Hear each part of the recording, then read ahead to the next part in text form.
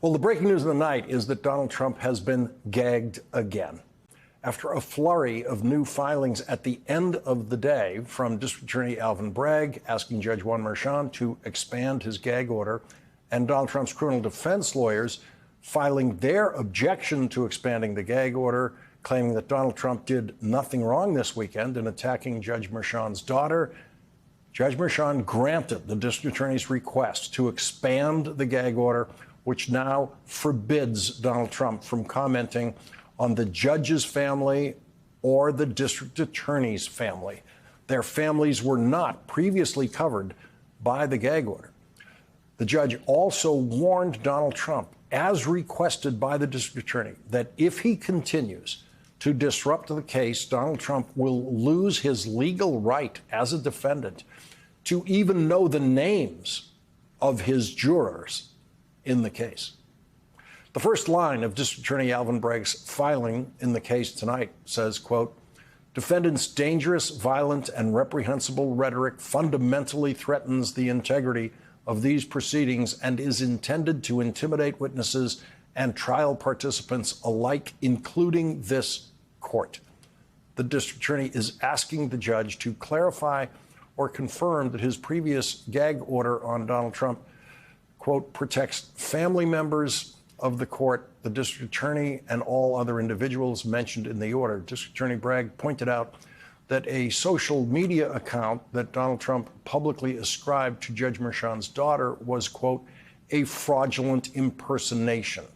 The district attorney added, quote, there is no constitutional right to target the family of this court, let alone on the blatant falsehoods that have served as the flimsiest pretexts for defendant's attacks.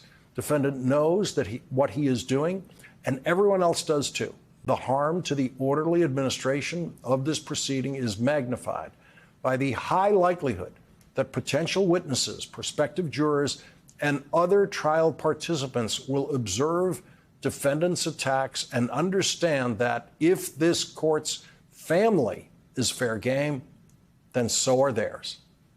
This issue is not complicated. Family members of trial participants must be strictly off limits. Defendant's insistence to the contrary bespeaks a dangerous sense of entitlement to instigate fear and even physical harm to the loved ones of those he sees in the courtroom.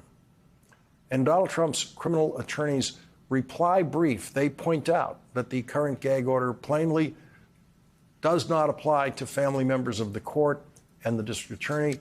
And that, of course, is why the district attorney was asking the court to expand the gag order. And that is what the court decided to do. Trump's criminal defense lawyers argued in their filing that Donald Trump's comments about the judge's daughter working for Democratic political campaigns officially became part of the case when the Trump lawyers used that as a reason for Judge Merchan to recuse himself in a recusal motion that Judge Merchan denied. The Trump lawyers argued, quote, Trump's comments concerning Judge Merchan's daughter are, properly understood, a criticism of the court's prior decision not to recuse itself. The challenged social media posts reflect Trump's exercise of core constitutional rights under the First and Sixth Amendment. The advocacy was also necessary and appropriate in the current environment. At 7:58 p.m. tonight, Judge Merchan issued his decision and order.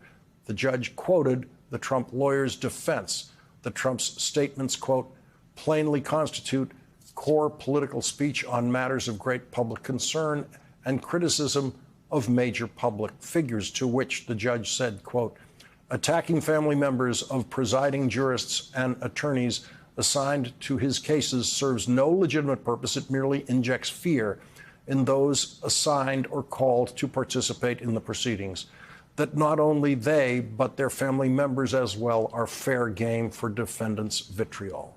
Judge Merchan quoted the district attorney in his filing saying, quote, multiple potential witnesses have already expressed grave concerns about their own safety and that of their family members should they appear as witnesses against defendant.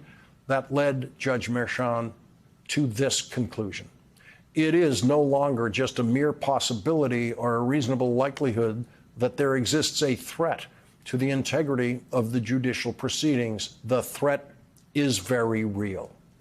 Admonitions are not enough, nor is reliance on self-restraint.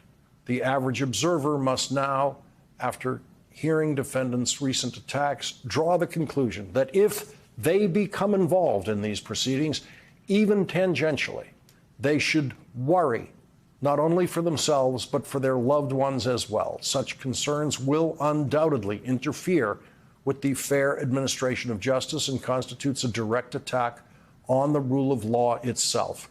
Again, all citizens called upon to participate in these proceedings, whether as a juror, a witness, or in some other capacity, must now concern themselves not only with their own personal safety, but with the safety and the potential for personal attacks upon their loved ones.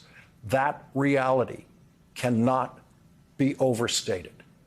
Judge Merchan accused Trump's defense lawyers of, quote, baseless misrepresentations that, quote, result in accusations that are disingenuous and not rational, to argue that the most recent attacks, which included photographs, were necessary and appropriate in the current environment is farcical.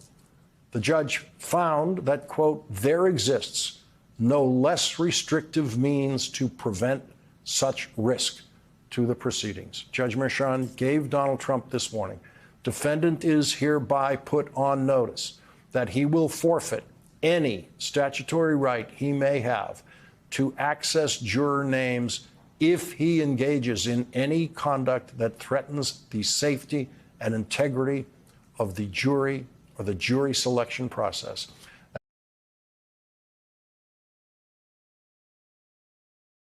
Hey everyone, MSNBC has a new and improved app. You'll get real-time alerts and analysis, live blogs, in-depth essays, video highlights, and the best 2024 election coverage. Download the new MSNBC app. Here's how to do it. You tap on the App Store on your phone. You hit search on the bottom right corner. You type in MSNBC. You click on the MSNBC app. You click on Get or the cloud icon and enjoy it.